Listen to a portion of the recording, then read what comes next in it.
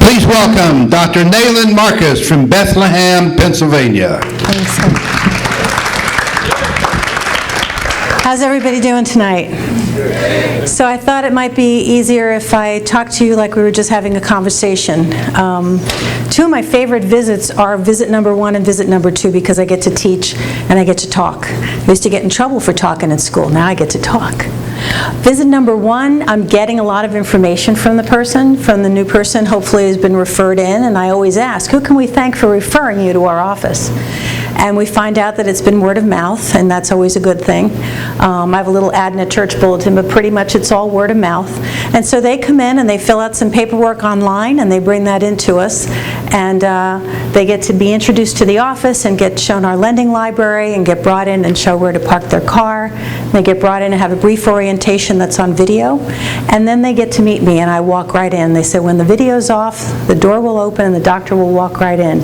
They're not used to that at any other appointment when they go, yeah, the doctor will be right in. But in our office, we make sure that the doctor does come right in. So I shake their hand and I ask them if I can call them by their first name. You know, is it okay if I call you Irene? You know, I make sure I tell them my first name because it's not that easy to say. And, you know, I say Nalyn, accents on the second syllable. Try to get them comfortable. And I go over their paperwork. And one of the first things I ask them is, I'm going to go over some things with you, and I'm going to talk to you in simple terms because it makes more sense. I'm not here to impress you. I want to educate you. Doctor means teacher. So I want to make sure I'm educating you. I'm going to be talking to you in what I call chiropractic hors d'oeuvres, little bite-sized pieces of education. And with any luck, somewhere along the way on this visit, you're going to say to me, that makes sense. So I'm always listening for that one phrase, oh, that makes sense. And then I know I got him. So I'll ask them, what year were you born? I don't say how old you are because maybe somebody might not be happy about that. But I say, what year were you born? Oh, I was born in 1974. It's like, okay, so basically you're driving a 1974 model car. It's never had a tune-up or never had an alignment. What kind of performance do you think that car would give you, that engine would give you? I want to know what brought you in today, but I want to know where this car has been. I want to know what roads it's been on. So you're going to be telling me a little bit about your past and about your present that brought you here today. Because I know why you think you're here, but I want to see everything from birth all the way because it's important to me to take better care of you. So I want to know where you've been and where you're going. I'm going to ask you some questions. And I've put together what I call a list of trigger questions, and here's why. When I got to the chiropractic office as a teenager and they looked at my x-rays, they said, oh wow, you must have been in a really bad car accident. And I said, no. And then the chiropractor didn't ask me anything else after that. And it wasn't until I was in my 30s at Sherman College that it just occurred to me. I said, you know, I got hit in the neck with a baseball bat at a family picnic when I was 14 years old. You think maybe that was the reason why the end of that summer I was allergic to everything and got excused from chores, which was pretty cool. I didn't have to clean the bathroom, the kitchen, or the floor anymore because I was sneezing and coughing. So now I'm in this chair and you're in that chair, and now I want to ask you more questions to help you maybe remember some of the things that have happened to your framework, because the stresses that you've had in your life have brought you here. You know, you start your life with an empty cup, and then the things that happen are what fill into that cup, and sometimes the things that spill over are what create the stresses in our life. So I've created a list of trigger questions that I ask them, and I tell them, these are yes and no answers, but they may make you think about some things later. So you're going to come in on visit 2 or visit 3 and go, you know, I forgot to tell you. So I say, does it ever bother you when you cough or when you sneeze? Have you ever had any stitches? Have you ever been brought to the emergency room for any reason? Have you ever been knocked unconscious? And then they're like, no, well, yeah, you know, come to think of it, when I was 8, but that's when I was 8. It's like, you think it matters what happened when you were 8? That maybe you fell down the stairs with the roller skates on and you hit your head? That maybe you can't see to drive real well? So I ask those questions to help them to remember. And I ask them things like, do you snore? Do you sleep on your belly, on your back? Are you a flipper? You know, what's fun is I ask them, you know, do you snore? And they go, well, my husband says I snore. They don't hear themselves that they can snore. But I do ask a lot of different questions. I also tell them, I know why you're here, but I need to tell you, I will listen, but really, I'm not here to fix what's wrong with you. I am here to fix and work with what's right within you. And what's right within you is your body has an intelligence that's constantly striving to get you adapted. If this room is hot, you're going to perspire and cool off. If this room is cold, you're going to shiver. So I'm going to help you to be more you. All right? If your name is John, I want to help you to be more John. I want you to be more Jay. You fix you. I fix me. We all have the ability to self-heal within us. And that's the beauty and the gift of life. We have that all within us. We have an intelligence.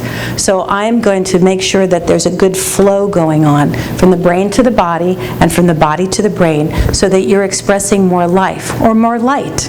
And if this sentence makes sense to you, let me see what you think.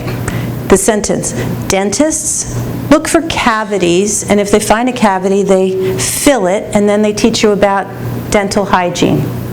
That's a pretty okay sentence for most people. So watch this.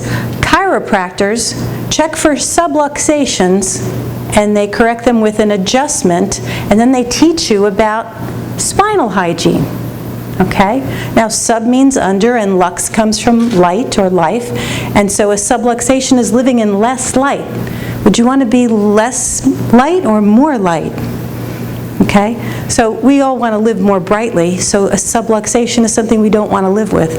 I actually write a newsletter like that called the Subluxation Free Press. And so I'm always trying to give them that opportunity to learn and to teach them. So if your body is connected and bright and you're flowing above down the way you should be, do you think you can take better care of yourself? Do you think you can, you think you can play tennis better if you could do that? Do you think you might be more connected? You think you might be able to share with your friends and family more of who you are and be more alive? That's what I'm trying to do. And I say, you know what? It's not your fault. You've had all these years of soap and water. You know what personal hygiene is, and toothbrush and toothpaste, that's dental hygiene. And maybe spinal hygiene you thought you knew was just making sure you bend your knees to pick out the trash.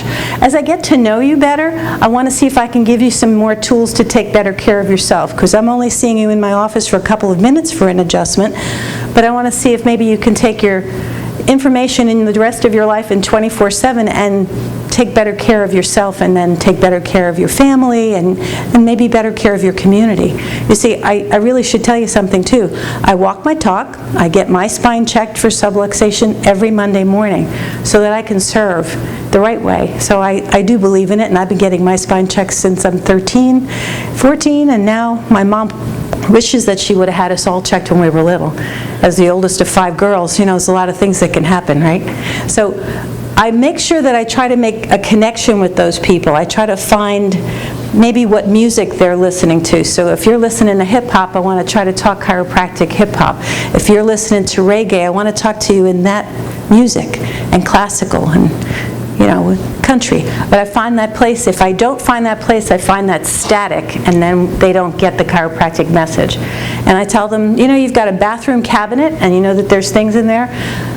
Let's create a new cabinet together. Let's create a well cabinet, and I'd like to give you some tools to take better care of yourself at home and at work and at play and at worship, so that you can be the best that you can be.